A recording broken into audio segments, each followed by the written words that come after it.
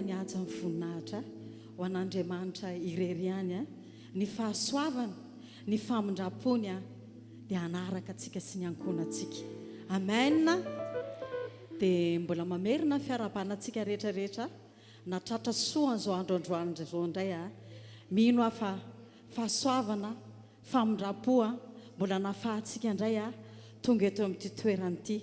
Tsy ho adinona ihany koa ny miarahabantsika rehetrarehetra mpanaraka mazoto any amin'ny tambazotra tsirairay avy any le Andriamanitra ny fahasoavana ny le Andriamanitra ny fahagagana ny hamangy manokana anao any koa.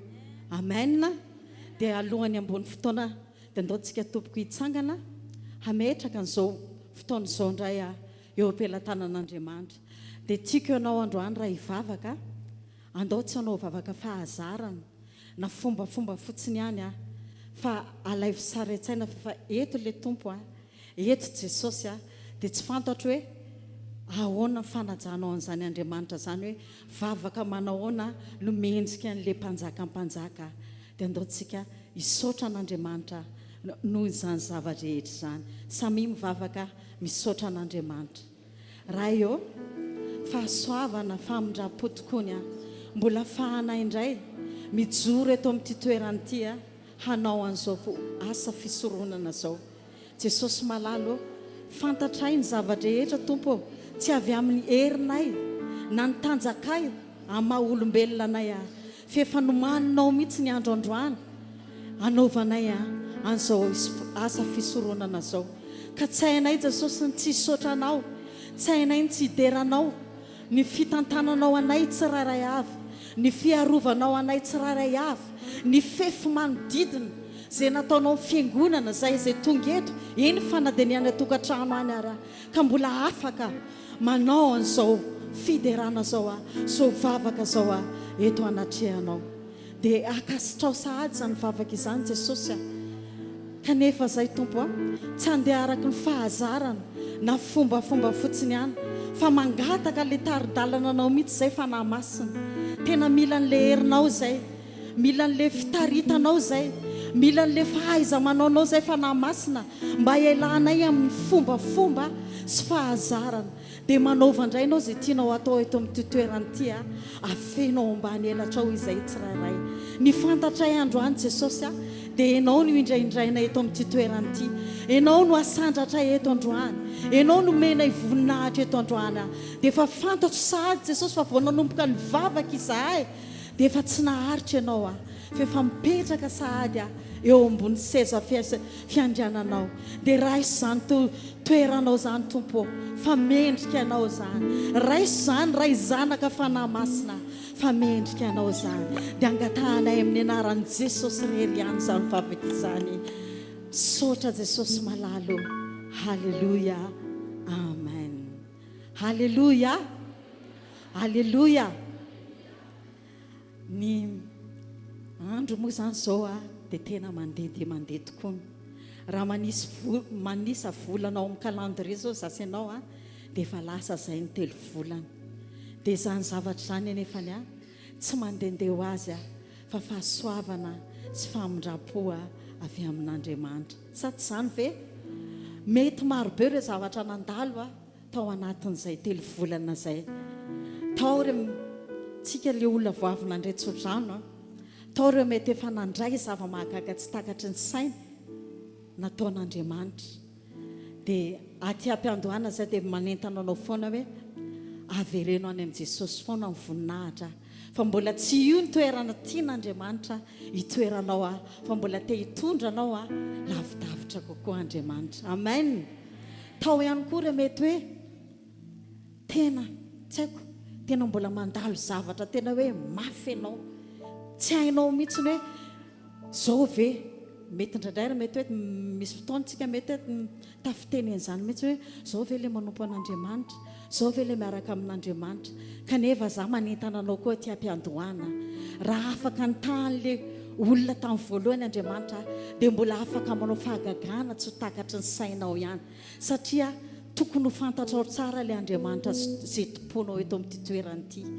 Izy ilay Andriamanitra mahay ny zava-drehetra. Amen. Izy ilay Andriamanitra mifehan'izao rehetra izao. Izy ilay Andriamanitra fitiavana.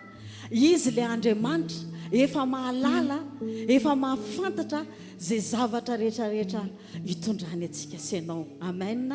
Fa ny anjarako sy ny anjaranao fotsiny velomy ny finoanao velomy ny fanantenanao amin'izao andro iainantsika izao tsy zasainao tsony ilay kristianina hoe mijanona, fa tsy maintsy mihazakazaka tsika, mila mahatoky an'Andriamanitra tsika amin'ny fitantanany sy fitondrana. Fa za mitenenao marimarina tokony fa raha hainao tokoa ilay Andriamanitra izay tomponao eto amin'ity toerana ity, dia tsy ho andronao ny fotoana izay ionanao sy hideranao an'Andriamanitra. Amen. Tsika tsy hanao an'ilay kristianina hoe manaraka toetrandro, ka rehefa ohatra hoe somary mangatsiatsika ny andro, na mety hoe tsy haiko hoe mandalo zavatra mety hoe mahakamokamo anao, dia iny koa anao fa malaindaina.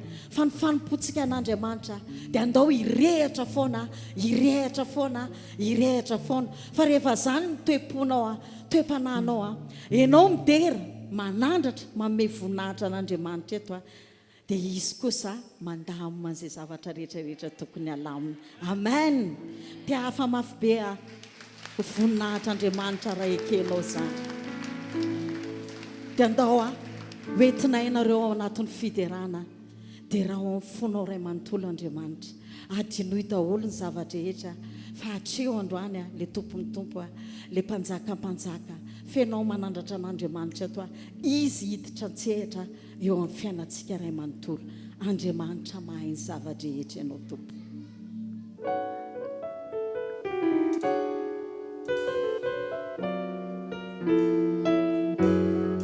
Tiako mihitsy ianao androany hihira amin'ny fonao ray manontolo.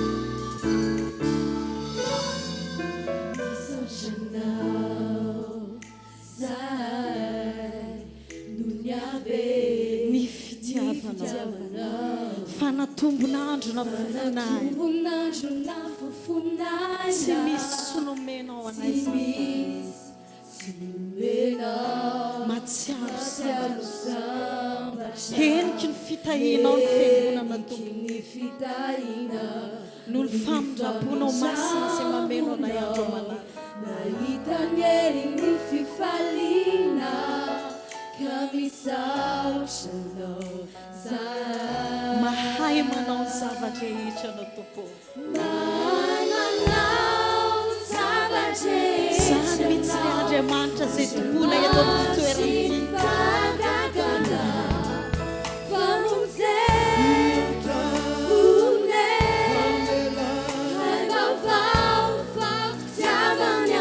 tsotsoy ihany Jesosy manao zavadrehetra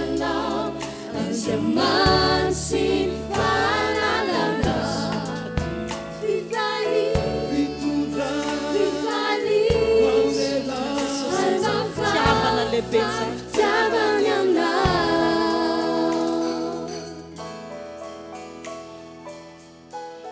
mankasiray misaotra tompoko amin'ny fona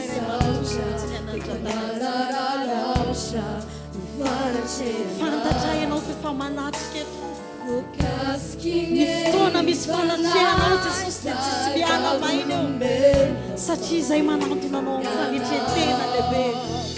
Misaotra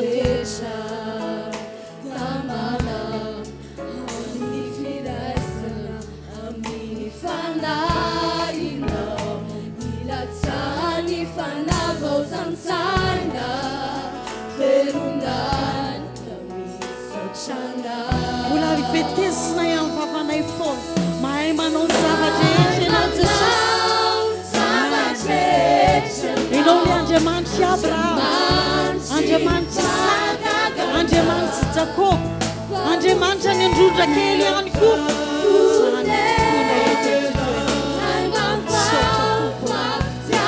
Mahay manao ny zavadrehetra efa mamana ny olona tsirairay na dia ny toerana lavitra izy manaraka ny soafarana dia efa miasa ianao Jesosy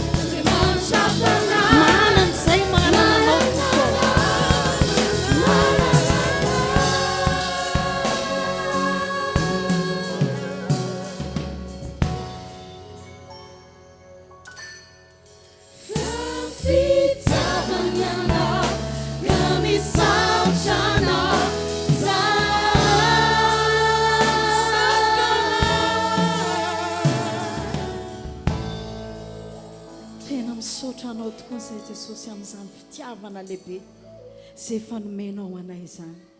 Ianao le Andriamanitra efa nitia anay hatramin'izay ka mandraka androany.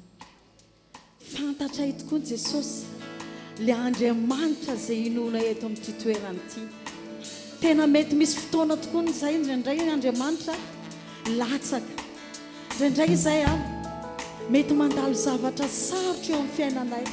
Indraindray izay mety hoe mandao anay daholo ny zavatra rehetra. Indraindray izay mety hoe mahatsapa tena ho irery.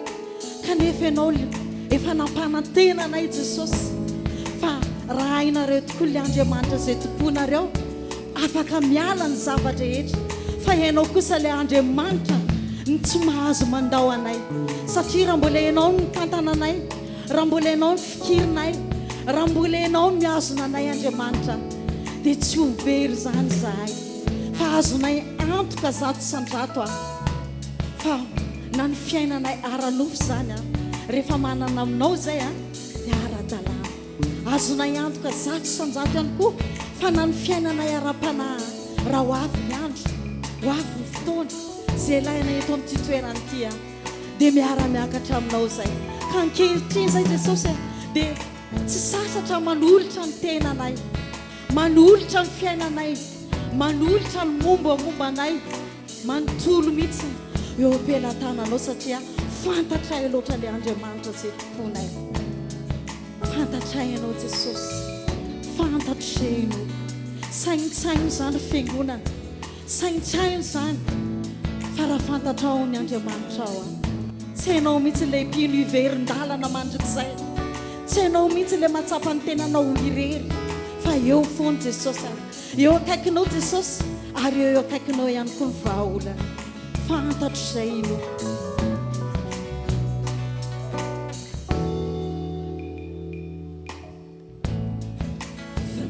sy ny fitiavany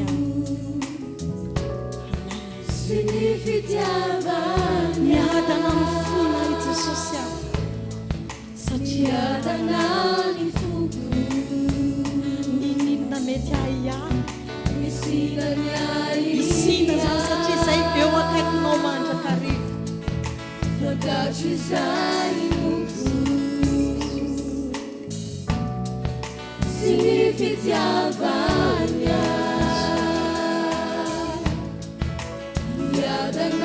fiadanana zany toko dia omenao anay maimaim-pony zany satria efa vitanao teo ambony azo fijaliana daholo ny zavatra satahotra zay tsy fa ianao le tsy miova maly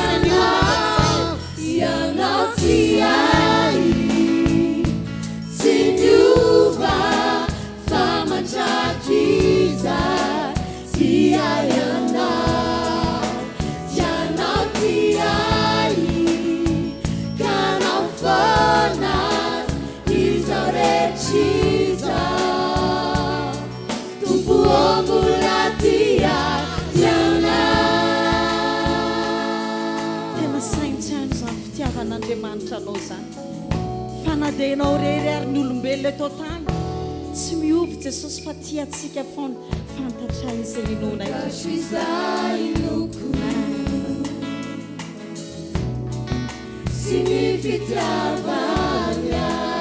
miadana zay Jesosy manana anao manompo anao zay le lova tsara indrindra menao anay le mbola tia tanja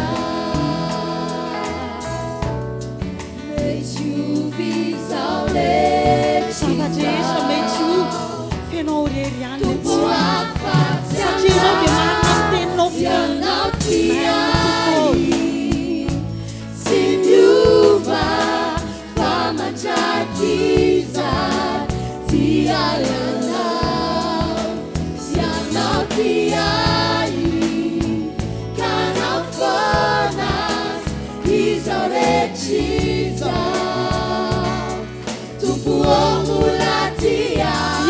tia anay Jesosy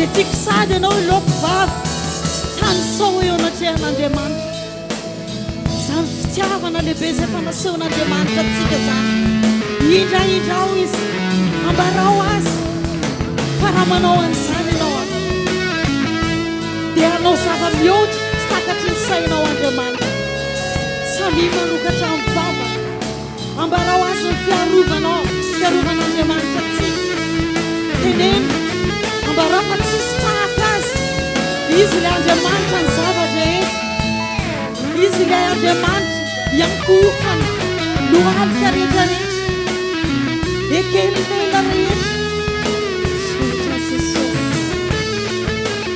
tsy voatanisanay Jesosy ny fitiavana zay fanataonao tato fa ny fantatray fotsiny dia ianao tianay foana sotra to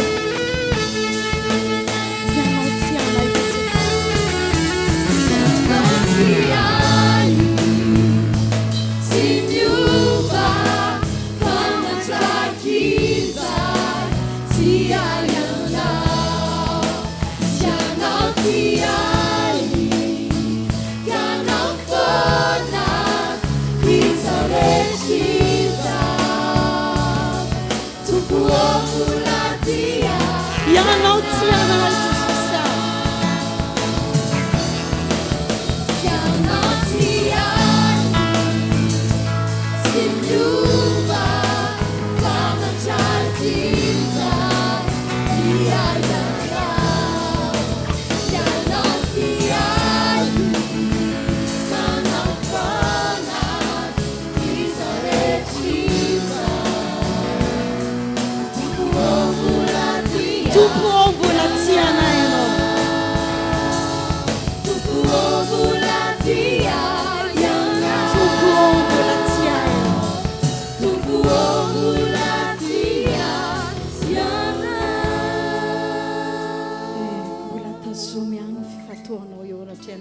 andriamanitra fa tiatsika ho tanteraka daholo ve zany zavatra efa nytany saitsika rehetrarehetra zany eto ny ray zanaka fanahy masina amin'izao fotoana izao noho izany andao andeha mahitsy eo anatrehan'andriamanitra andao andeha amin'ny fahamarinana eo anatrehan'andriamanitra fa rehefa izany ny ataontsika dia hiditra antsehatra tanteraka eo amin'ny fiainantsika andriamanitra fantany izay zavatra irianao io fantany ny etaetaponao io fa izay ny tenin'andriamanitra aminao androany io tsy maintsy mandeha mahitsy amin'ny fahamarinana amin'ny fanomponan'andriamanitra izy ilay andriamanitra Yahweh izy ilay andriamanitra mahagaga efa tehany eo an'izany voninahiny izany eo amin'ny fiainanao andriamanitra ka noho izany andaontsika tsy ho mpino le mpiainy fotsiny ihany fa andao akatoavintsika zany tenin'andriamanitra zany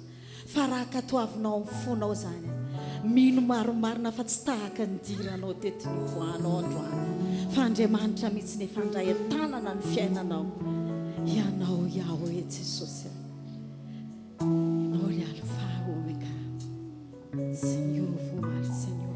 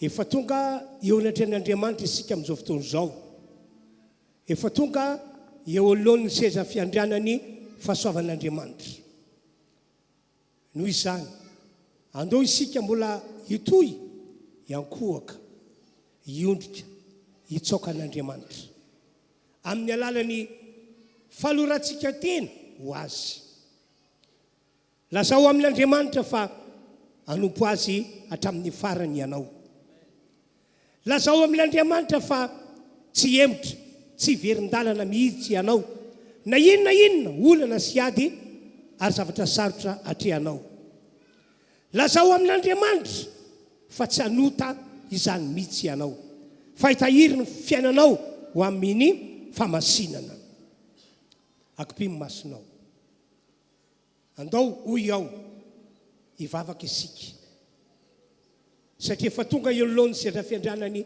fahasoavan'andriamanitra le nambarako teo mihitsy aoka ho tolom-bavaka tsika tsirairay avy sokafo amin'ny vavanao azy ianareo any atokantrano any ihany koa dia afaka mivavaka tahaka zao ataonao izao ianareo. Mahafaly an'Andriamanitra ny mahita antsika miondrika ao anatrehany, mitsaoka azy, miakoka aminy, milaza ny hitahitantsika fa ho an'Andriamanitra mandrakizay isika. Halleluja, halleluja. Le hitahitanao mirehatra ho amin'izany aoka ho asianao amin'izao tsika miaraka mivavaka izao. Halleluja, halleluja, halleluja, halleluja. Toy izy mivavaka tompoko.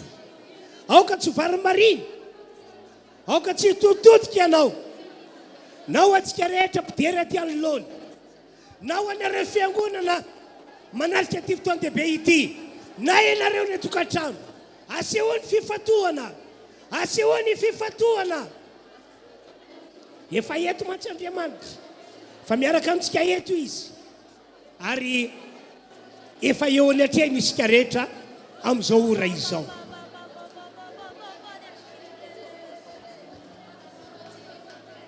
Halleluja, halleluja, halleluja.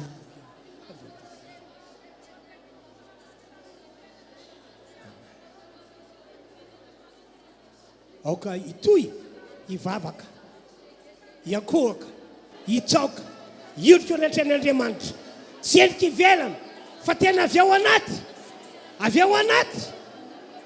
Lazao amin'Andriamanitra ho iaho, falompan'Andriamanitra hatramin'ny farany isika rehetra tonga eto. Lazao amin'Andriamanitra fa tsy emotra mihitsy ianao, tsy verin-dalana zany mihitsy ianao, na ino kidony na ino kiantra. Lazao amin'Andriamanitra fa tsy hanota ianao, tsy hanota ianao, fa hitoetra amin'ny famasinana, hitoetra amin'ny famasinana. Mila olona tahaka izany Andriamanitra amin'izao andro farany izao.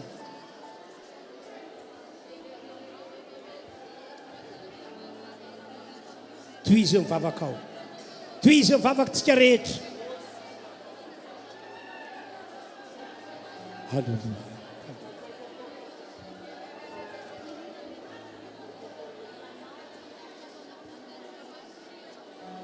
Toy izy mivavaka zay nany atanako anareo teo tompoko.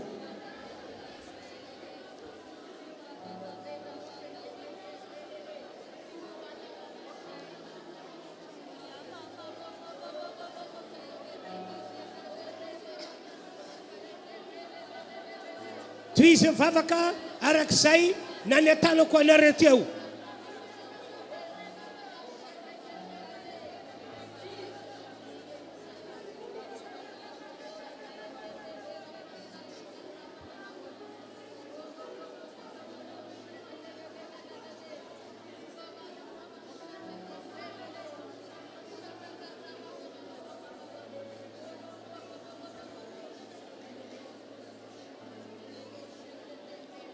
Toy izy mivavaka, toy izy mivavaka. Halleluja. Amen, amen, amen. Halleluja, halleluja. Toy izy mivavaka. Ataovy amin'ny fony rehetra zany mivavaka izany. Mila olona manompo azy tahaka izao ataontsika izao Andriamanitra. Ka dia toy izy mivavaka entinao miakohaka, miondrika sy mitsaoka eo anatrehany tompo.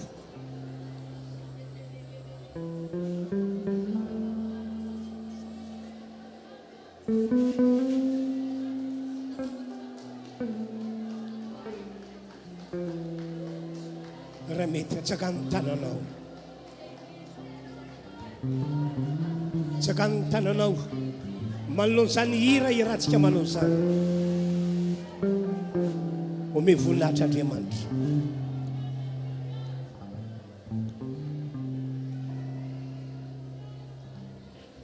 Ave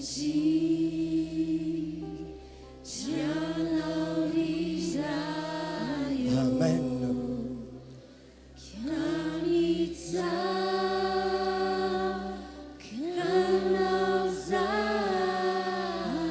Halleluja.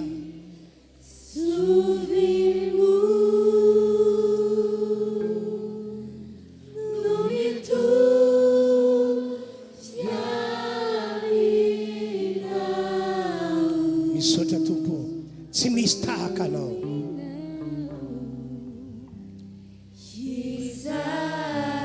Ianao no olona Andriamanitra tsy tompony zao rehetra izao.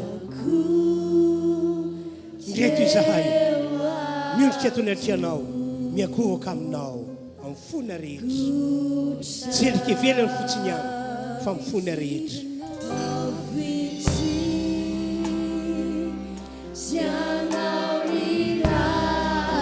Amen.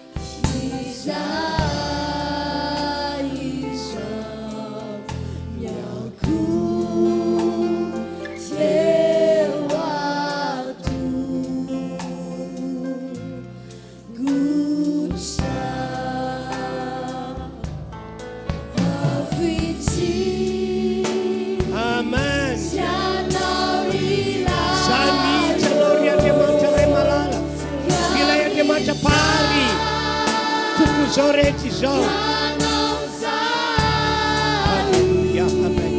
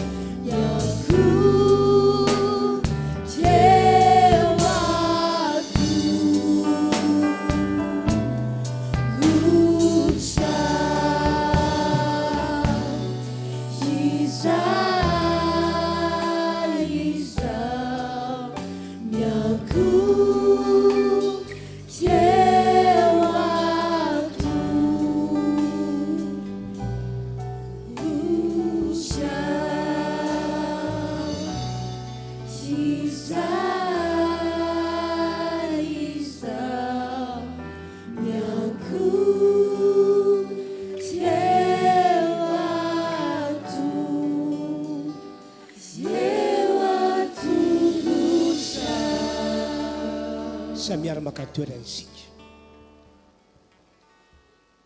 Raitsika ho zava-dehibe zao fotoana atokavantsika hito izao mba anompony tompo amin'ny voninahitra an'Andriamanitra. Vaovao mafaly aloha, voalaza amin'ny Baiboly fa miaraka amintsika Jesosy. Miaraka amintsika Jesosy, ilay zanaka natokan'Andriamanitra izay efa nomeny antsika zanak'olombelona.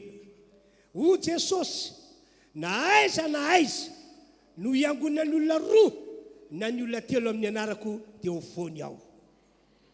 Ary araka voalaza amin'ny Baiboly, eto izy mba hamonjy ny fanahintsika, mba hamonjy ny fanahintsika. Ary izay zavatra ratsy hafa misy eo fiainantsika ho esoriny amin'ity androandroany ity. Ohatra, manana olana vianao, eto izy amonjana ho afaka amin'ny olana. Ohatra, marary ve ianao, inona ny aretina maso anao, eto izy manasitrana. Ohatra, mila fitahian'Andriamanitra isika amin'izao vaninandro zao, vaninandro farany zao, misy ny fasarotana, misy ireo karazana ady hatrehan'ny olona. Mila ny famonjen'Andriamanitra vianao mba ho tahina. Eto izy anatanteraka izany. Andeontsika rehetra hisaotra an'Andriamanitra ny amin'izany fahasoavana ho ataony eto izany tompoko. Teka mafy azy isika. Teka mafy azy isika. Raha mbola misy mafy izany dia ataovy ihany. Jesosy Jesosy tianay mombanay mandrakizay sa tsy zany ve alleluia ny voninahitra dia ho an'Andriamanitra iriarian'ny tompoko dia arabaina atahotsika rehetra tonga eto arabaina ihany koa ny mpanompon'Andriamanitra zay namatsika pasteur Hubert Mivady zay miandraikitra fiangonana RHEFI any amin'ny distrikany Belo-sur-Tsirbiana tonga somatsara miaraka amintsika eto izavady angatantsika izy mba hitsangana makasitrika andria tompoko ny amin'izao fatokavanareo izao arabaina tosany ianareo zay manaraka n'izao fotoana izao amin'ny alalan'ny fahitalavitra na amin'ny alalan'ny tambazotra maro samihafa amen na tsara ny tompontsika andray lehibe ho antsika ny androandroany ndo molitehaka tompoko dia zao aza andreny tenin'Andriamanitra isika tenin'Andriamanitra zay ho amarininy eo amin'ny fiainantsika ka angatantsika reto namana mpitarika federany reto anao hira anankiray etsika malomana ny fiainantsika hiatrika zany atao hoe fandrenesana ny tenin'Andriamanitra izany andao azy vitsy zay dia hoentina amintsika ny afatra spesial ho antsika rehetra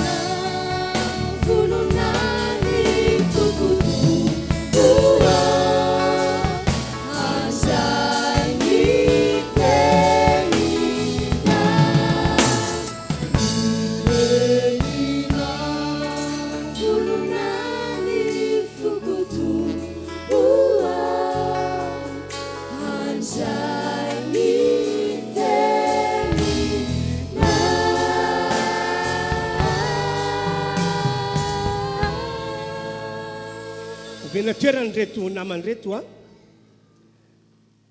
Jeremia 7:30 no ovakina amin'ny anaran'i Jesosy dia indro ho tanterahako tokoa ny fanasitrana anazy eny hositraniko izy ho anareo zay rehetra marary tonga eto io ny teny voatokan'Andriamanitra ho anareo indro ho tantarako tokoa ny fanatranana anareo nositraniko anareo hoy ny tompandriamanitra tsy to ary aseko aminareo ny arian'ny fiadanana sy ny fahamarinana sitrana daholo ny marary rehetra toka eto asin'ny apôstôly toko 10 andy 7 toy zao ny voasoratra mikasy any amin'ny Jesosy ity teny ity zay nosoran'Andriamanitra tamin'ny fahalemasa sy ny hery sady nandendehananao soa sy nasitrana zay rehetra azo ny herin'ny devoly satria Andriamanitra nomba azy rehefa niarahan'Andriamanitra raitsy tompony zao rehetra izao Jesosy Kristy zanany dia hoy iteny hoe nosoran'Andriamanitra tamin'ny fahalemasana sy ny hery izy mba ninona mba andendehanao soa mba andendeha anasitrana ny marary mba andendeha anafaka ny olona rehetra azo ny herin'ny devoly misaotra azy isika satria eto izy ho amarininy zany teny zany androany ho sitrana ianareo zay marary andao mile tehaka mafiantsika rehetra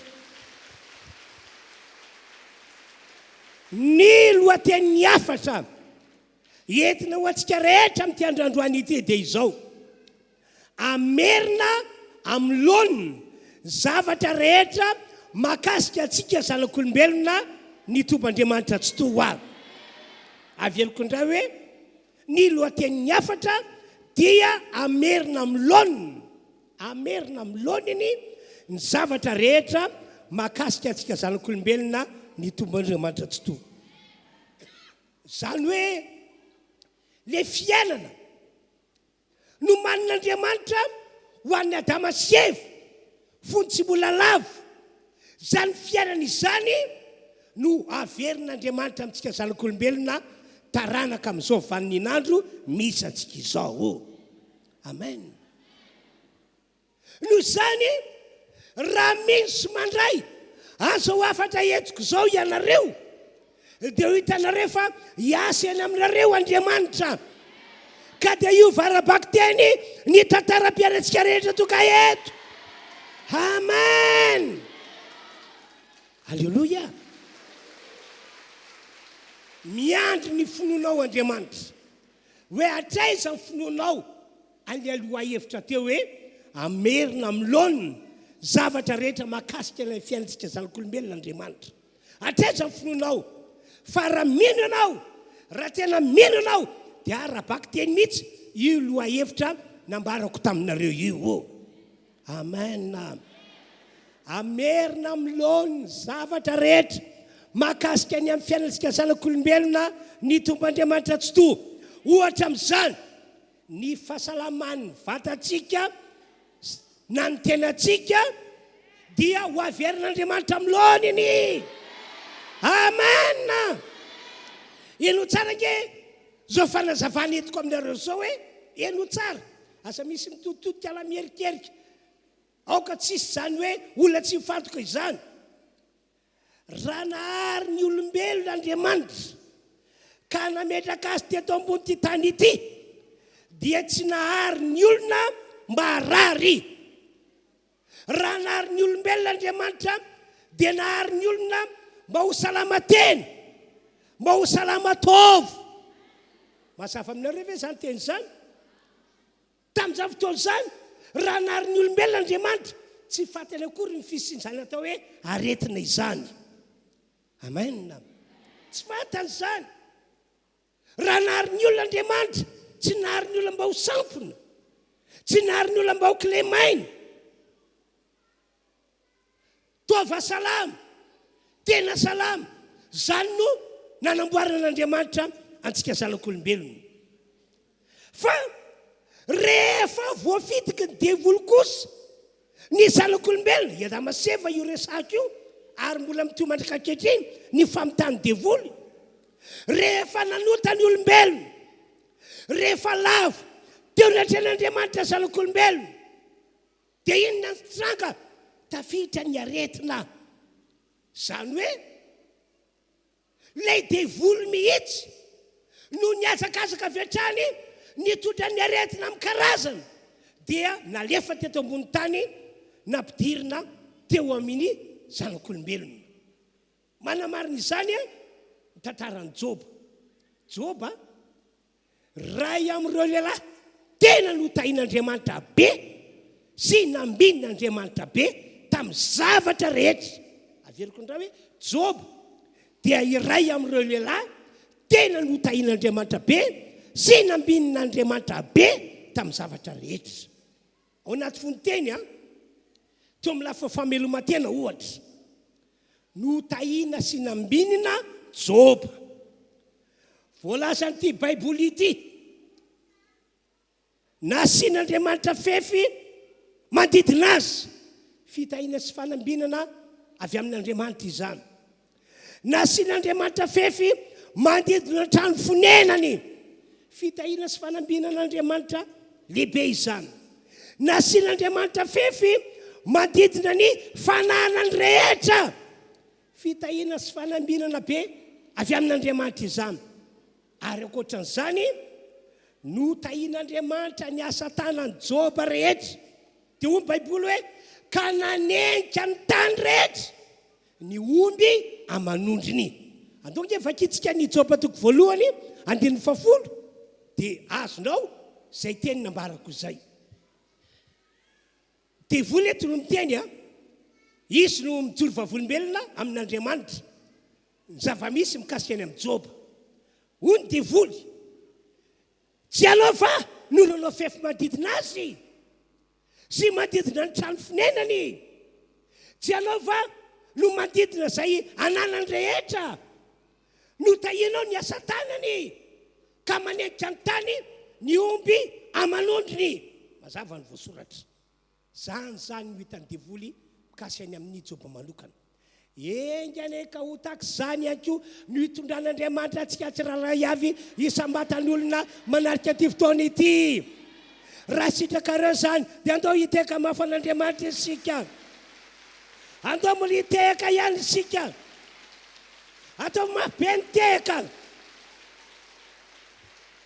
Vitan'Andriamanitra mantsy ny amerina amin'ny laony ny zavatra rehetra mikasika amin'ny fameloma-tena antsika mandritra ny fahavelomana eto ambony tany ety.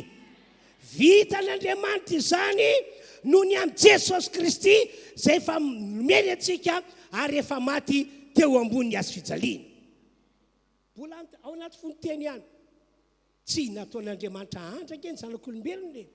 Sao nareo mieritreritra fa raha nahary ny olombelona Andriamanitra ka nametraka azy teto ambony tany dia hoe noharian'Andriamanitra mba hantra, mba ho sahirana, mba hiady amin'ny fiainana. Tsia! Voalaza ny boky Genesisy fa raha nahary ny olombelona rehetra Andriamanitra dia nahary ny olombelona rehetra ho amin'ny fitahina sy fanambinana. Natsodrany spesiala tamin'ny Andriamanitra mihitsy i Adama sy Eva. Amin'ny anaran'i Jesosy, izany tsodrany nataon'Andriamanitra amin'ny Adama sy Eva izany ho amin'ny isambatan'olona amintsika toka eto. Ho amin'ny isambatan'olona amintsika toka eto. Ka raha resaka fameloma-tena, ho tavaverina amin'ny laony ane ny fiainanao. Ho tavaverina amin'ny laony ane ny fiainanao. Ao amin'ny Jesosy ny tondran'Andriamanitra antsika ho amin'izany rehetra izany. Halleluia. Halleluia. Tsaroko le teny voalaza amin'ny baiboly. Paoly apôstôly no teny. Aoko fantatrareo Paoly fa na dia nanan-karena aza Jesosy. Rehefa tonga tany amintsika, tonga taty ambony tany izy, dia tonga nahantra. Inona ny antony? Mba tonga nareo tsy hahantra intsony. Mampahery be nge zany teny zany. Raha inono nge zany dia hitondrantsika ho amin'izany Andriamanitra e. Amen. Dia mety teny aminao ny devoly araka ny teko tamin'ny heriny. Hoy ny devoly impossible izany. Hoy ny namantsika sasany tsy mino, impossible izany. Raha mbola velona eto ambony tany ety ianao dia miasaritra ny fiainana. Dia hoy ndray iaho hoe araka volazan'ny teny Andriamanitra dia possible izany. Ho tafaverina amin'ny laony ny fiainanao kasika ny fameloma-tena. Ho tanteraka amin'izay mihitsy izany riavanao. Halleluia. Ajantsika hatreo ny amin'iny fa iverinantsika tantaran'i Joba. araka ny voalasan'ny baiboly Joba dia olona salama teny, salama tova ihany koa izy. Tsy mba narary zany Joba, zany ny fahasoavana nomen'Andriamanitra azy. Ilay fahasalamana napetrak'Andriamanitra tamin'ny zanak'olombelona zay nohariny voalohany napetraka teto ambony ty tany ity, dia izany fahasalamana zany no napetrak'Andriamanitra teo amin'ny Joba manokana. Salama tena izy ary salama tova izy. Fa rehefa nesoron'Andriamanitra le fefy fiarovana ny Joba tamin'izany fotoana izany, nesoron'Andriamanitra tokoa le fefy fiarovana azy no ny ato manokana. No ny ato manokana hoy aho. Tsy hoe nanota Joba dia nesoron'Andriamanitra ny fefy. Tsy hoe nanotsinety Joba dia nesoron'Andriamanitra ny fefy. Fa no ny ato manokana dia nesoron'Andriamanitra le fefy mandidina azy. Ka rehefa hitany devoly fa niala le fefy, tonga dia niazakazaka ny devoly, niaraka tamin'ireo aretina amin'ny karazany nanatona Joba, avy hatrany dia nametraka ilay aretina teo amin'ny Joba, ary izay natonga Joba tratra ny kansera hatreo ty Alahady ka hatrany an-tampon-doha. Dikan'izany dia izao, ny devoly no fotrin'ny aretina misy eto ambony ty tany ity sy eo amintsika zanak'olombelona. Andao vakitsika Joba toko 2:4-5. Dia hoy Jehova tamin'ny Satana, indro eo an-tananao Joba, indro eo an-tananao Joba, efa nesoroko ny fefy, ny ainy tokana tandremo tsy azonao kasihana izany. 5. Dia nivoaka Satana, tsy hay hoe voaka avy taiza izy io, dia nivoaka Satana avy teo anatreny Jehova ka namely vai ratsy any Joba hatramin'ny faladiny ka hatramin'ny tampon-dohany. Averiko indray zany le teny efa nambarako teo hoe ny tantaran'i Joba zany dia manamarina fa ny devoly no mpitondra aretina eto ambony ty tany ity sy eo amintsika zanak'olombelona.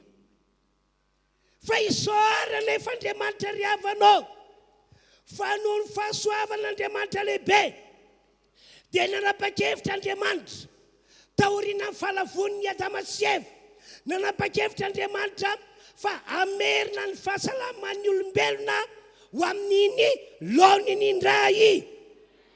Amen. Ianareo zany zao tonga eto raha misy olona marary na manaona sy manaona ny fisehon'ny aretina, na manaona sy manaona ny herin'ny aretina, na goavambe io na bitika io, dia zao ny fanapa-kevitr'Andriamanitra ho esorina amin'ny laon'ny aretina, ho averiny amin'ny laon'ny toe-pahasalamanao. Amen. Amen. Ho fisaorantsika an'Andriamanitra dia andaontsika rehetra hitehaka faran'izay mafy be. Tavy mirevitrevitra ny tehaka ao. Alleluia. Ilay fiainana salama, salama tena, salama tova, zay naperak'Andriamanitra tao amin'ny Adama sy Eva, fony tsy mola lavo, zany no tian'Andriamanitra ho atao amintsika taranaka amin'izao vaninandro misy antsika izao. Mino zany ve ianareo? Zay rehetra mino angatahako izy mbola hitehaka mafy dia mafy ihany. Zany ake no antony natonga n'Andriamanitra nanapa-kevitra hoe omeko ny zanako latokako, omeko ny zanak'olombelona ny zanako latokako. Jesosy Kristy no anarany, amin'ny alalan'ny zanako latokako io no amerenako ny olona amin'ny laoniny mikasika ny amin'ny zavatra rehetra ho an'ny zanak'olombelona, toy ny famelomanteny ary toy ny fanasitranana. Amen. Tsy maintsy omen'Andriamanitra antsika Jesosy zanany, satria izy no ataon'Andriamanitra lalana ahafahany mitondra antsika ary mamerina antsika zanak'olombelona ho amin'ny laoniny indray amin'ny lafiny zavatra rehetra, na eo amin'ny lafiny famelomantena io, na eo amin'ny lafiny fahasalamana ihany koa io.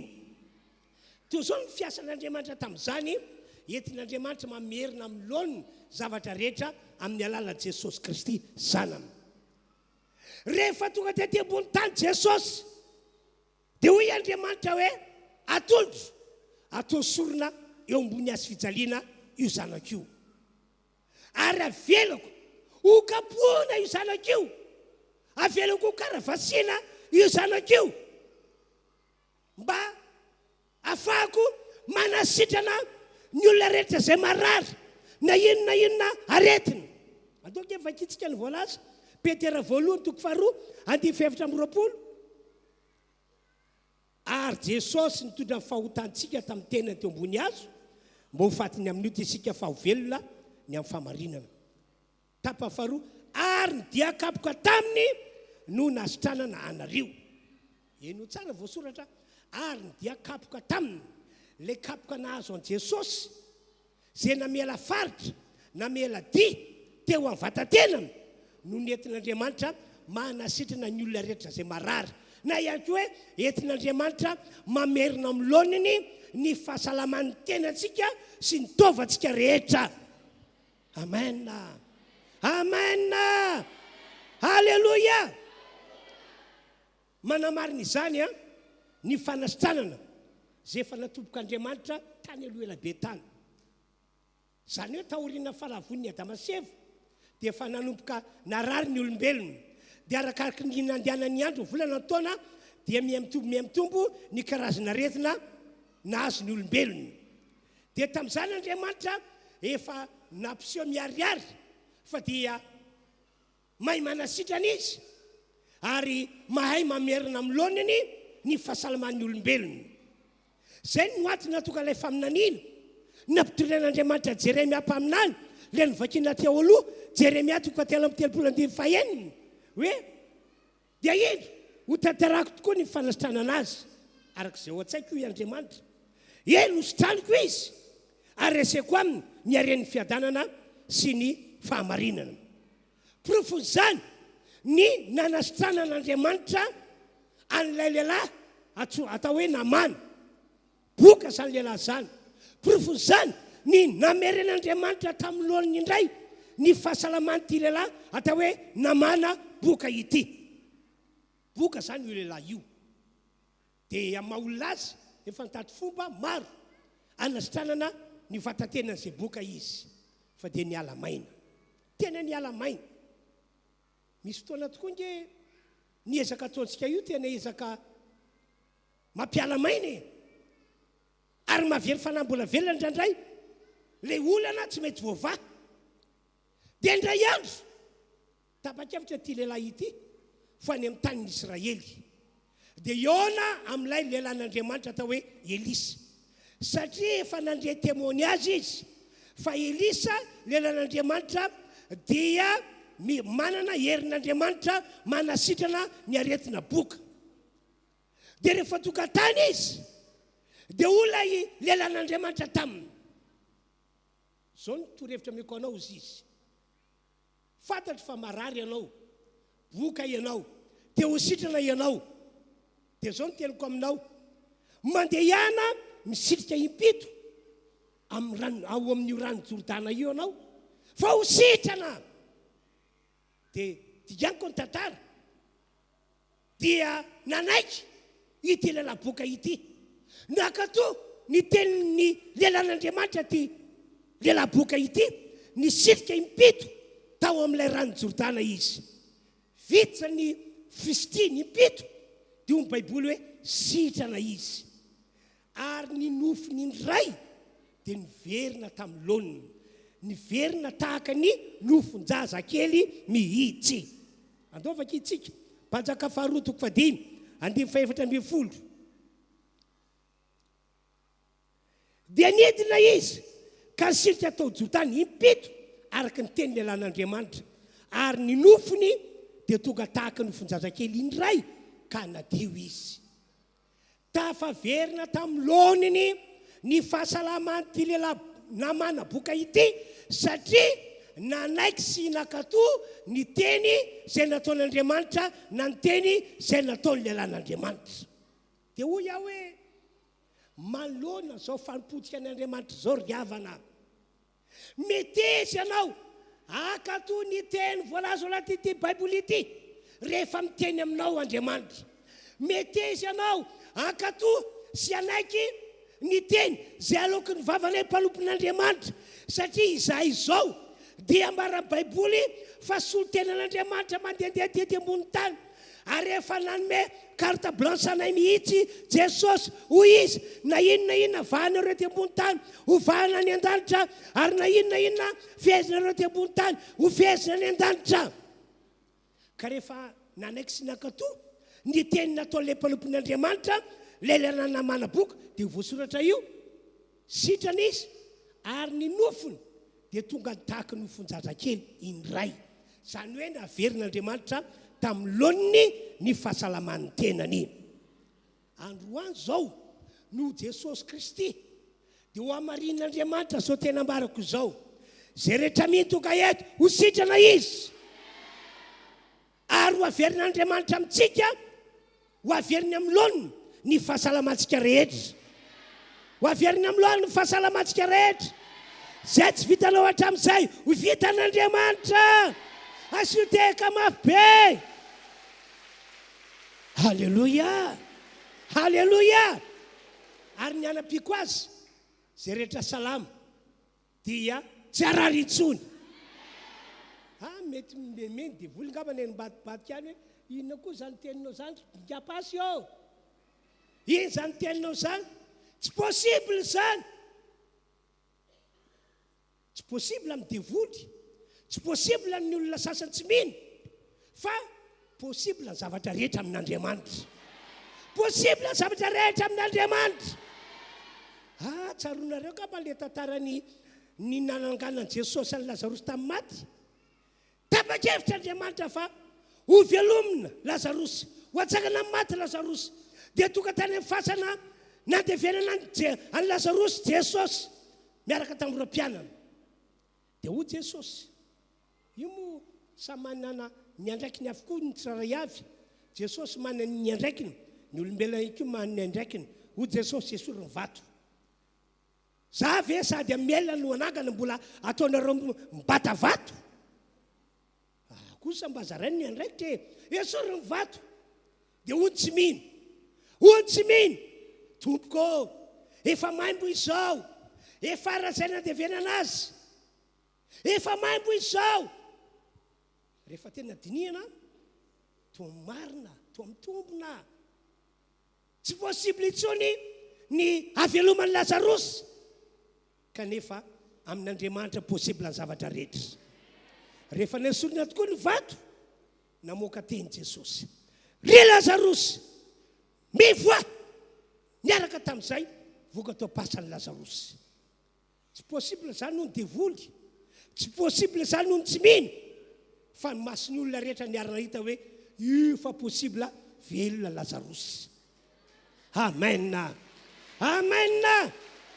ka androany hony devoly tsy possible ny verenanao am'loniny amin'ny lafiny zavatra rehetra mikasika ny fameloman-teny fa amin'izao vaninandro zao miasatra ny fiainana miamanitra ny olona hony devoly hony tsy mino fa tsika rehetra androany dia anambarako vaovao mafaly fa possible ho tafaverina amin'izany ianao ho tafaverina am'loniny fiainanao eo amin'ny lafiny fameloman-tena mitovy amin'izany akeo fahasalamana halleloia za tena resy lahatra any famarinana zany zay no antony tonga tany Amerika moa zahay tamin'ny tapabolana dia rehefa tany dia eniko ny fampahirizan'ny fanahy masina dia nandefasako mesazy ny sanako vavy hoe lazao mama fa afaka iverina amin'ny loniny ny fahasalamana ilazao izy fa vitan'Andriamanitra izany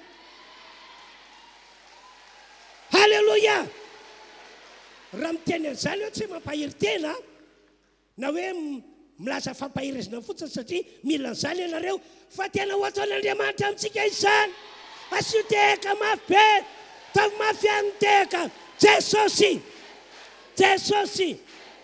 tianay mombanay mandrakizay satsy zany ve halleloia nositran'Andriamanitra toy zany anko Ezekia tamin'izy narary tratrany kansera vairatsy nositran'Andriamanitra izy rehefa nanao vavaka fifonana tamin'Andriamanitra. Ary naverin'Andriamanitra tamin'ny laoniny indray ny fahasalaman'ny Ezekia. Amen. Amen. Zay nambarako taminareo teo, rehefa nanaiky sy nakatoan'Andriamanitra lay lehilahy tao hoe namana boka, dia indro fasotran'Andriamanitra izy ary naverin'Andriamanitra tamin'ny laoniny indray ny fahasalaman'ny tenany. Fa Ezekia indray rehefa avy nanao fifonana sy fibebana tamin'Andriamanitra dia nositran'Andriamanitra izy ary naverin'Andriamanitra tamin'ny laoniny ny fanasitranana ny vatany. Andao vakina ny voalaza Isaia 9:30 manomboka amin'ny 1:2. Dia nitodika tany amin'ny rindriny Ezekia ka nivavaka tamin'i Jehova hoe, Jehova engane ka hotsarovanao ny nandehanako teo anatreanao tamin'ny famarinana sy tamin'ny foko rehetra, ary ny nanaovako izay tsara io masinao. Dia nitomany mafy dia mafy Ezekia. Dia toka tamin'ny Isaia ny teny Jehova nanao hoe, ry Isaia mandehana miverena ka lazao amin'ny Ezekia hoe, izao ny lazain'i Jehova Andriamanitra Davida rainao, efa noenoko ny fitarananao, efa noenoko ny fifonanao, ary efa hitiko ny ranomasinao, indro ampiko 12 taona ny andronao. Nositranina Ezekia, avy eo nomena bonus 12 taona ambonin'ny ray izy, dia lay lehilahy saika maty teo iny. Amen. Vitan'Andriamanitra ry havana ny mamerina fahasalamanao ho amin'ny laoniny indray e. Halleluja. Amen. Amin'ny anaran'i Jesosy, ianareo rehetra izay maratoka eto, sitrany ana. Amin'ny anaran'i Jesosy, ho anareo rehetra izay marary eto, ho averina amin'ny laoniny fahasalamanareo. Amin'ny anaran'i Jesosy, ho tanteraka amintsika izay mino izany. Andao hiteka amin'ny refitrevitra isika tompoko. Halleluja. Ho manokana tena misaotra an'Andriamanitra aho, fa tsy indray mandeha na indroa na 3-5 amanenina no nahitako olona marary ny aretina, tratra ny aretina faran'izay mafy, kanefa sitran'izy rehefa tonga tao amin'i Jesosy ary naverin'Andriamanitra tamin'ny laoniny indray ny vatany, ny tenany. Amen. Efa nambarako taminareo izy ity, efa joroko vavolo mela teto, fa nisy vehivavy anankiray zay tonga tao am-boroko, may nila tenany iny, nila ten'Andriamanitra olo manomboka amin'ny tenany ka hatrety amin'ny ranjony may ny rano magotraka. Dia tonga tao am-boroko izy mba ametrahana tanana mba hositraniny. Tena miataka ny devoly indraindray hoy aho hoe tena raha zao ny mahazo aho, dia ahoana zany nahazo ny namana zay tandremako. Fa avy hatrany devoly dia nanafika, tsy possible hositrana intsony io izy, ka tsy efa hainao fa 5% tenany olona ny may dia tsy maintsy maty izy. Zany ny tonga tao tsaiko tao, fa teny eo ihany dia afaka nijoro aho. Matotonga ato amin'ity boroko ity, ty vehivavy may ity, dia satria mino izy fa amin'ny alalan'ny vavaka ataoko dia hositrana izy. Dia nampahery azy aho, dia mivavaka ho azy aho, dia nitsofoko rano izy, dia nangataka taminy aho hoe verena anao afaka androa andro. Izy amin'io avy an-davamamba naketo nandeha tongotra, satria tsy afaka mandeha taxi be izy, raha teo tsy hoe manam-bola andehana taxi. Dia rehefa vita ny vavaka nataoko teto dia hiverina ny an-davamamba andeha tongotra indray izy. Dia tonga andro faharoa tsy tonga izy, dia hoe naninona zara teo tsy nahazo ny telefony nahafana miantso azy. Dia hoy aho hoe angamba kivy izy fa tsy sitrana, sa maty tokoa izy.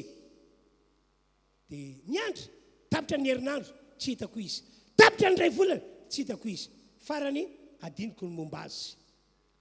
Fa rehefa nandeha nitoroteny tany amin'ny fiangonana RHEFI commune Mahasolo aho, vita ny toroteniko, ndrava fotoana indro nisy madama kely nanatona paster tadidinao via dia asafaty madama fa tsy tadidiko mihitsy anao fa iza moa ianao tsaronao ve paster zao le vehivavy may tonga atao amin'ny bureau-nao tsaroko zaho ozy le vehivavy may vao vita ny vavaka nataonao ozy izy vao nidina tohatra iny tena mpandianana tonga dia niala ny fanantenana teo amiko izy izy amen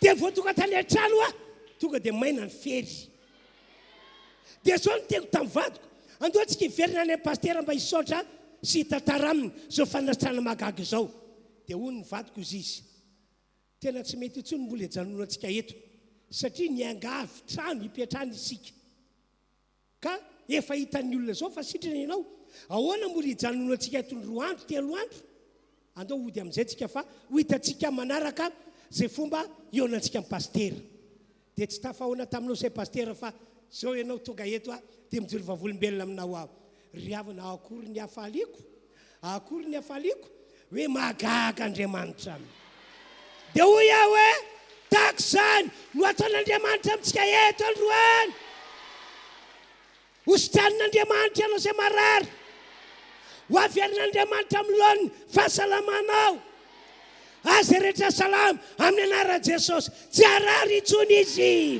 tsy arary intsony ianao asodeka amin'ny refitrefitra Jesosy tianay mombanay mandrakizay sa tsy zany ve fa ity ny vaovao mafaly lehibe fa nanomboka tamin'ny fotoana izay natokavan'i Jesosy kosa dia tsy olombitsy ray sy roa sy telo tahaka izay nataon'Andriamanitra fahiny no nataon'Andriamanitra fa zay rehetra narary na iza na retina manao ahoana na retina manao ahoana na manao ahoana sy manao ahoana ny hery-aretina zay rehetra tonga atao amin'i Jesosy nosotrany daholo ny kilemaina nosotranyny ny mandreka nosotranyny ny jambanam-pahiratiny ny mona nataony teny andao hiteka mafan'Andriamanitra isika dia sokafiry teknisianina matitiko fa 10 andivo fa 3 matitiko fa 10 andivo fa 3 ary nisy vahoaka betsaka nakeo amin'i Jesosy nitondra ny mandringy ny jamba ny mona ny kilemaina ary maro hafa koa ka nametraka azy teo kaiky ny tongon'i Jesosy dia inona ny tranga dia nahasitrana azy izy ka dia talanjona vahoaka satria nahita tsy fahita nahita ny olona mona ny teny ny kilemaina sitrana ny mandringy afaka ny jamba mahiratra dia nankalaza ny Andriamanitra ny Israely ry zareo androany dia hanao zavatra lehibe tahaka izany Andriamanitra amin'ny anaran'i Jesosy averiko indray raha marary ianao androany ho sitrana ianao androany ho averin'Andriamanitra amin'ny lohan'ny fahasalamanao andao ranga mbola hiteka mafy dia mafy ihany isika dia zao zany condition zay rehetra miny fa sitrapon'Andriamanitra ny amerina amin'ny lohan'ny ny fahasalaman'ny olona tahaka tamin'ny andron'ny Adama sy Eva fony tsy mbola lavo zay rehetra miny fa Jesosy Kristy zanak'Andriamanitra no fitaovana ary lalana ahafahan'Andriamanitra mamerina amin'ny lohan'ny ny vatantenantsika zay marary nataovantsika zay marary zay rehetra mihainao an'izany ho sitrina tokoa amin'ity androany ity amen hivavako anareo aho ary hamosotra teny ho anareo dia raha mino anareo dia araka ny vavaka ataoko no tanteraka aminareo tanteraka zay marary zany ho sitrana anao zay marary ary fanampim-pahasoavana raha mananavana marary any tokantrano ianao dia ho sitrana ihany koa izy ho sitrana ihany koa izy zao ny teleko aminareo zao zany raha mijoro eto dia mijoro araky ny baiko ny tompo zao ny teny Jesosy efa name carte blanche ho anay mpanompon'Andriamanitra Jesosy na inona vahana ireo ty ambony tany ho Jesosy dia ho vahana any an-danitra ary na inona fehezana ireo ty ambony tany ho Jesosy dia ho fehezana any an-danitra zao mibaiko omeko anareo sitrany marary amen sitrany marary za zany androany tsy hoe hivavako anareo dia metra tanana Jesosy miantso anao aho sitrany marary androany tsy izy natsoko hoe sitrany marary fa tanterako mibaikony za nasainy manasitrana sitraniko anareo zay marary amotra teny aho dia ho sitrany ny anareo mahagaga nge io Andriamanitra ivavantsika io e asa raha tsaronareo zavatra nitranga tamin'ny andron'ireo zanak'Israely tonga teo alohan'ny ranomasina mena ireo zanak'Israely dia verevitra ry zareo tamin'izany dia raha mbola iny verevitra iny zanak'Israely dia niantso Mosesy Andriamanitra Mosesy avia tena malaky oety ny tenao dia mankanesa iry amin'ny ranomasina mena sarao io ry havanao fa ka Mosesy Andriamanitra no afaka mampisaraka ny ranomasina mena olombelona toy ny olombelona rehetra Mosesy fa rehefa nazy baiko izy hoe sarao ny rano dia tsy salasala Mosesy nakeny amin'ny ranomasina mena nanainga ny tanana vao niainga ny tanana Mosesy tonga izay saraka roa ny ranomasina mena dia mitovy amin'izany ihany koa ho Jesosy sitrany marary zany ka mahay manasitrana tsy nianatra momba ny fanasitranana ny marary aho fa raha mijoro eto aho dia manana tanteraka baiko ny tompo mamototra teny ho anareo izay marary dia raha mino anareo dia ho sitrana amin'ny anaran'i Jesosy zay rehetra marary toka eto ho sitrana ho sitrana ho sitrana ny havanao ny atokantrano toloko ho sitrana ho sitrana ho sitrana halleloia tsaroko ndre mandeha tsy haiko na manarika eto madama io na tsy manarika fa ohatrany tanjaka any izy tamin'ny fidirana teo aloha teo dia nanana havana marary izy tao amin'ny hôpitaly dia rehefa avy ny tantara tamiko moa izy melon'ny anombona fotoana teto dia fa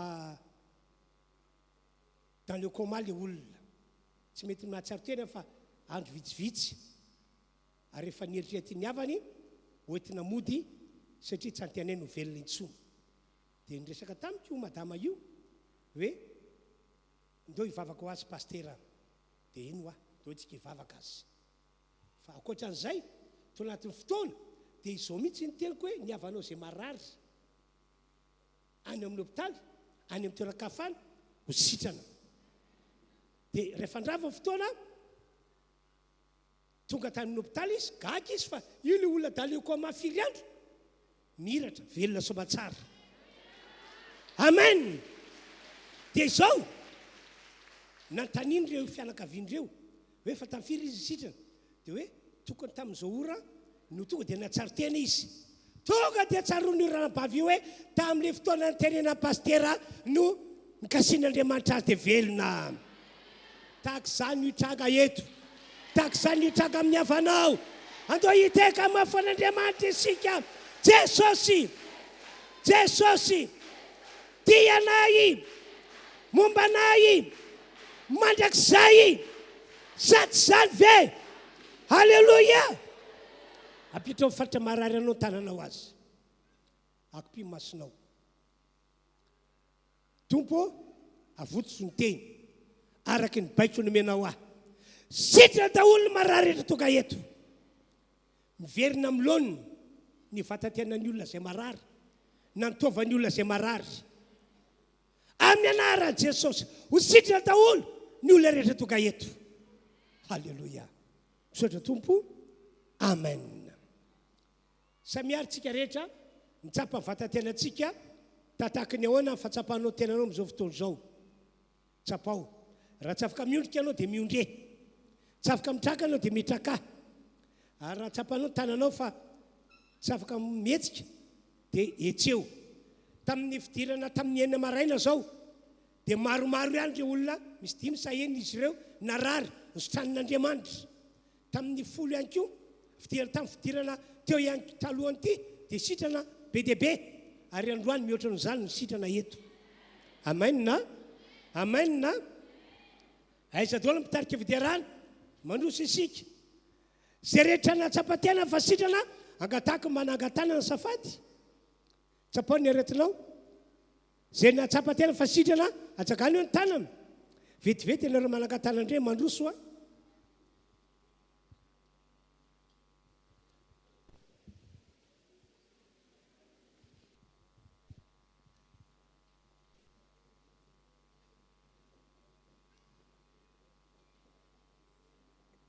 Zay rehetra narary ka sitra mandroso.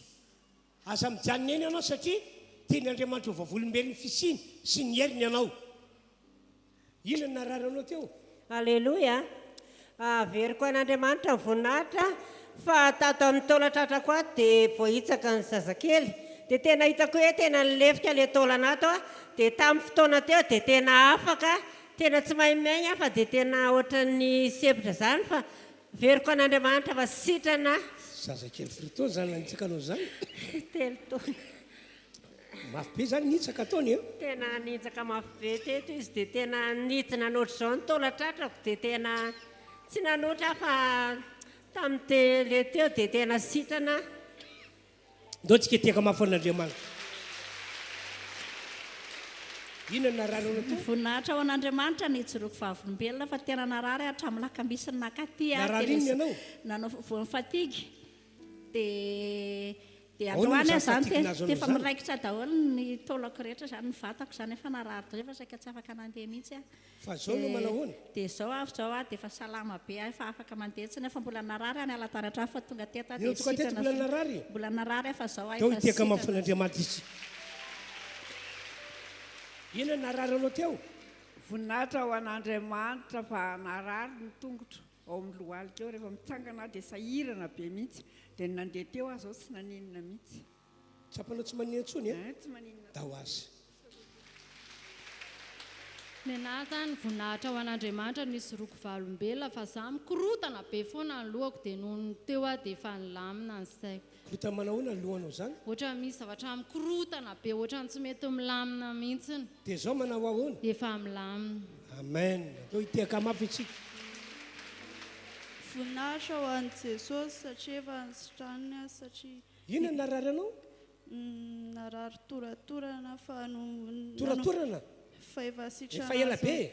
Efa sitrana. Dia zao no manao ahoana? Efa sitrana Fa zao. nanomboka vina anao sitrana? Nanomboka vavaka dia sitrana. Nanomboka vavaka teto?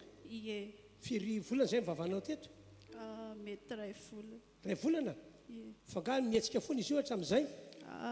Tsy dia mihetsika be fa. Dia ahoana fantaranao fa sitrana ary ianao? Sitrana satria efa tsy nihetsika tsony. Amin'ny anaran'i Jesosy tsy miverina intsony io rehetra toratorana io. Amen. Dao azy. Verina aminao ny vatantenanao. Voninahitra an'Andriamanitra ny joroketo fa tamin'ny larobia tsy tonga teto mihitsy aho fa nararina lemina nanakitrako daholo ny vatako dia teny aho hoe za tsy maintsy tonga any amin'ny pastera na inona hiantra na inona hitona dia tonga teto ny larobia niresaka tamin'ny pastera efa tsy tompony tenako tsony dia nanakitrako daholo ny vatako naninona ry ao a Jesosy satria netakeny satria hitondra olona hoe misy olona vonjeko ty hoetiko dia nataony tsy tafavoaka dia tonga taty aho dia sitrana dia ankeo aho zao ohatra mbola hafahafa fa ny ferinetondray aho dia afaka tanteraka zao dia faly aho satria nahavonjy olona sady sitrana. Amen. Dao azy. Voninahitra ho an'Andriamanitra ny joroko fahavolombelona fa ty tanako ty mavesatra be sady nanaintaina foana ty tanako ty dia marary aho. Nanomboka vina izy io navesatra sady nanantaina? Efa mambolana nefa narary aho zany efa taona lasa zay narary an'io dia nisy rano dia avy eo nitsabona dia sitrana dia ohatra mitady iverina indray izao dia marary nanaintaina efa ho 2 volana zay dia rehefa mivavaka teo pastera dia henoko tonga dia maivana izy izao. Tsapanao maivana be mihitsy zao ny tenanao? Tsapako maivana. Teka mafantompo isika tompoko. Voninahitra ho an'i Jesosy ny joroko vavolombelona fa ty tratrako ty zany ohatrany hoe misy zavatra manindrona be zay tapabolana dia ity tanako ity maharary dia ity ratsan-tanako ity minsitrinsitra be tsy mety miforitra fa minsitrinsitra be dia tamin'ny vavaka nataon'ny pastera tao dia voninahitra ho an'i Jesosy fa sitrana ny tratrako atsy henoko marary. Amen. Ndotsika rehetra tehaka mirefitrefitra atao mabe ny tehaka Jesosy tia anay momba anay mandrakizay satsy zany ve. Alleluia. Mpanasitran'Andriamanitra mpamerina amin'lohany ny zavatra rehetra kasina fiainantsika Andriamanitra fahasoavana omenantsika zany noho ny amin'i Jesosy Kristy zanany mikasiny amin'ny fameloman-tenanao aza matahotra sy manantsony anao aoka atoky an'Andriamanitra ianao fa izy zavatra lehibe ho ataon'Andriamanitra fiainantsika zay tsy mino aloha tsy ino fa ino toka eto mino fa hitondra fahasoavana ao antsika Andriamanitra eo amin'ny lafin'ny fahasalamana ho salamatena dahotsika rehetra ho salamatovitsika rehetra. Alleluia. Omena voninahitra Andriamanitra riavana malala iroso amin'ny fandarana manaraka isika dia ny afahantsika mitondra ny fanatitra mitondra ny ampahafolo-karena mafoiza ho an'ny asan'Andriamanitra ianao teny efa nataon'Andriamanitra izany aza mirorosaina aza misalasala fa efa nilaza Andriamanitra fa raha manome anao dia ho Jesosy omeny anao ary mihoatra no izay nomeny anao no atolotra Andriamanitra eo an-tananao. Raha mitondra ny ampahafolo-karena ianao efa laza ny Baiboly fa lakle manokatra varavaran'ny lanitra izany hitahina fiainantsika zay mino dia tsapany fahamarinana zany ka dia mirosontsika zay tondra ampahafolo-karena afaka manohana ny émissiontsika isika dia manomeza dia rehefa avy eo tatazana eny toerana fanatra mazatra ndao-tsika mbola hanao hira anankiray ao anatin'izany rehetra izany.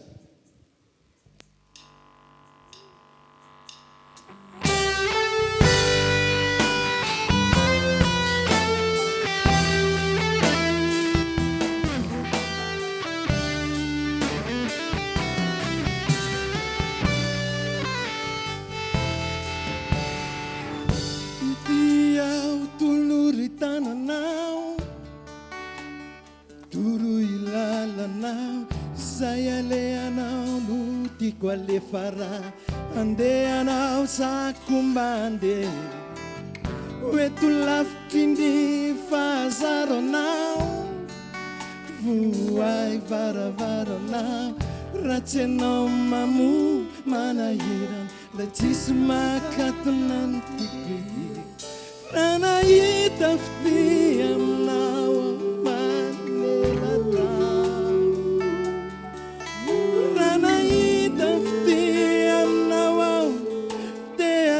kun vunaita atepakinanina nambatwe amile twirana kakena veluai tatsinatwe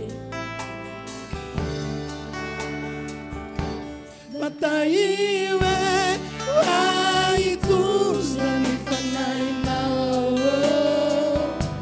kasiwalala ampiwati alamin fanacheanawe faendena tisisike tena wangano mefiluna marisike andrea mundano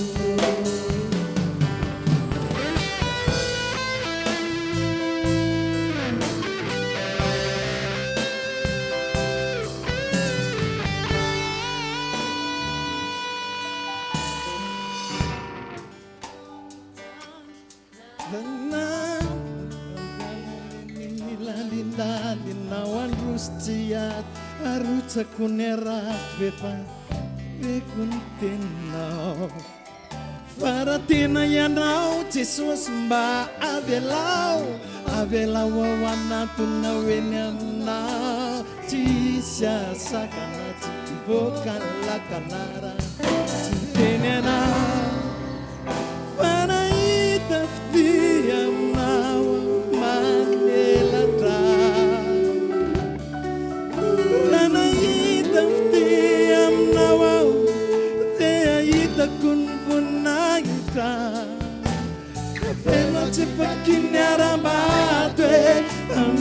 toerana akakinao feno ahita tsy miabe laisa matahive aitonosa ny fanahinao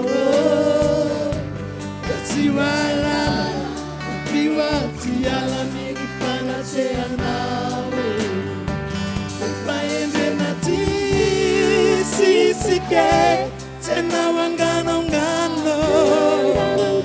mefinuna marisike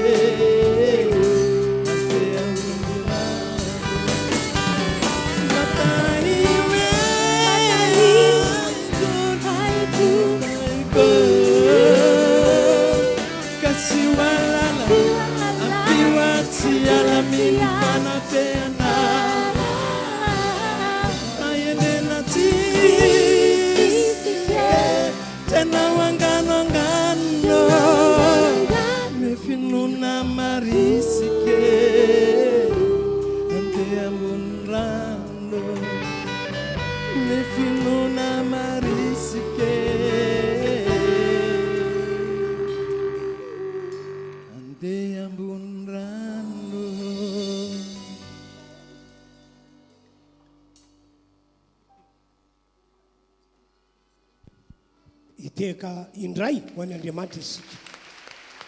Manina moa asaiko miteka ianareo zao no ampianaran'ny Baiboly mity hafatanana ianareo olo-masina rehetra didin'ny Baiboly zany tenin'Andriamanitra zany ka dia ampiaritsika andeo iteka ndre mandeha ihany isika se mavita miteka mafy no zany dia ataovy Jesosy mahery magaga tsy miova omaly anio mandrakizay satsy zany ve. Alleluia. Ny filazana zay aniatanako anareo dia ity itsika pino kristianina tonga eto io dia mila mazoto mamonjy fotoam-pivavahana arak'izay tratratsika isika. Androany zao dia tokony hiverina fanondrony ianao amonjy ny fotoam-pivavahana na hiditra amin'ny 12 ianao zay mbola mitoy ny délivrance ho tanteratsika eto.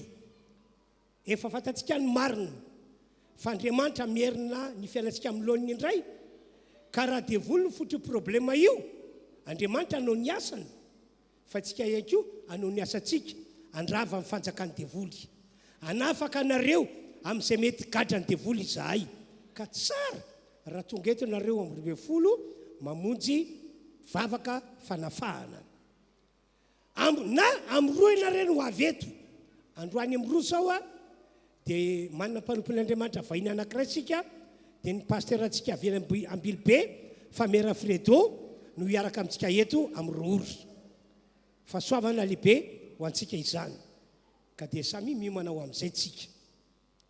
Fa ny filazana manaraka indray isika ny alatsinainy amin'ny 9 ka hatramin'ny 7 dia misy fotoan-dehibe eto ilay nomentsika anarana hoe inona hoe ilay izy herinandro magaga satria tsika efa mino fa afaka mamerina antsika amin'ny laoniny kasiny amin'ny zavatra rehetra io Andriamanitra io dia tonga eto isika hiaraka hivavaka matoky isika fa hiasa Andriamanitra.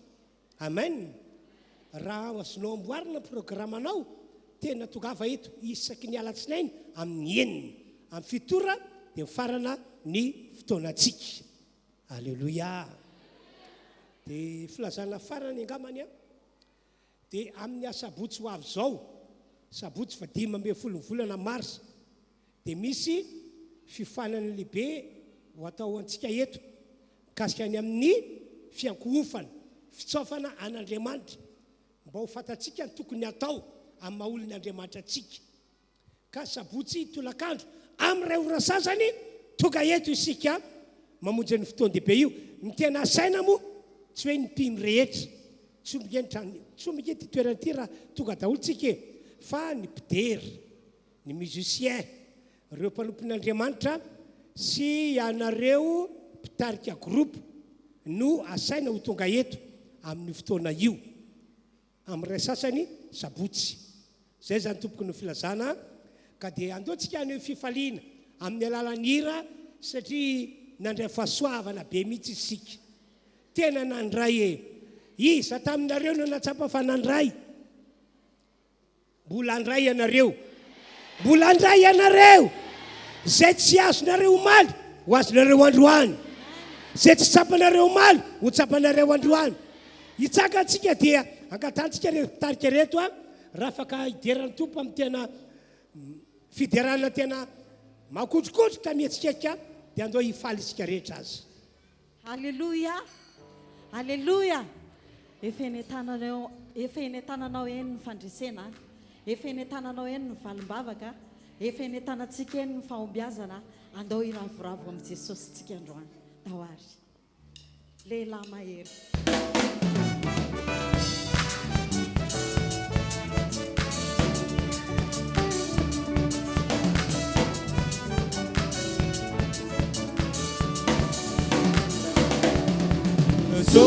Zovo uma vida, mas eu fui na cide. Zovo ni leilai, mas eu fanai. Dize hizo panzado, tumpo ni lage. Dize da senda mandal, urrum favan.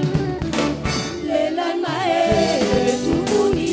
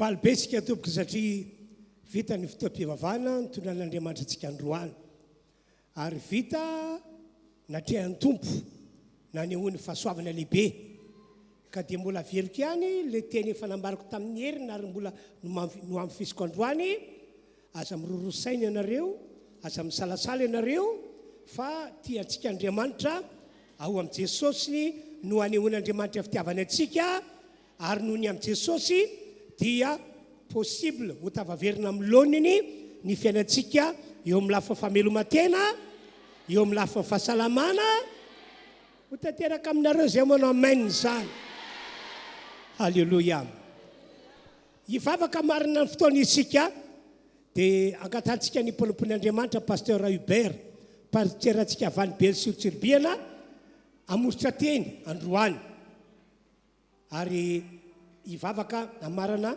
an'izao fotoana androany zao manasa tompoko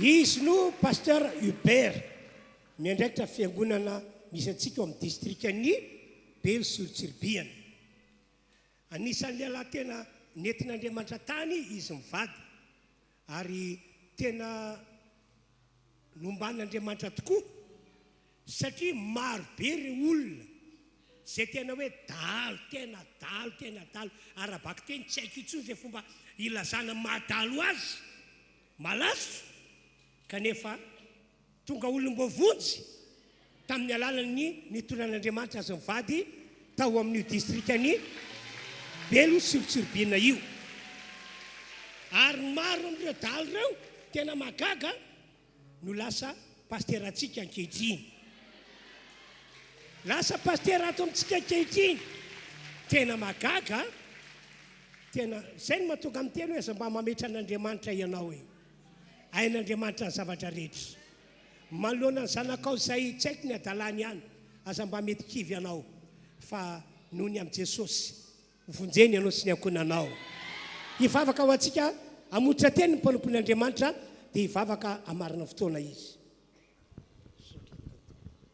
hivavaka ary tsika tompoko Jesosy tompo misaotra tamin'ity fotoana maraina ty ary hiasa mikereny ianao anova ny fiainany tsirairay hiatsara atsapa hery atsapa fanavaozana amin'ny fivelomana amin'ny fahasalamana dia ho tahina ny mpino rehetra ho tahina amin'izay irina rehetra ny tsirairay ho tanteraka amin'izay rehetra tonga eto ane izay rehetra iriny mihoatra noho izany aza dia ho tahina tokoa ary omen'Andriamanitra faelavelona ny mpino rehetra omen'Andriamanitra ny fitahina mahagaga zay mbola tsy azo ny hatramin'izay amin'ny anaran'i Jesosy misaotra ray saotra fany masina saotra Jesosy tompo amen ny tompo ny ombanao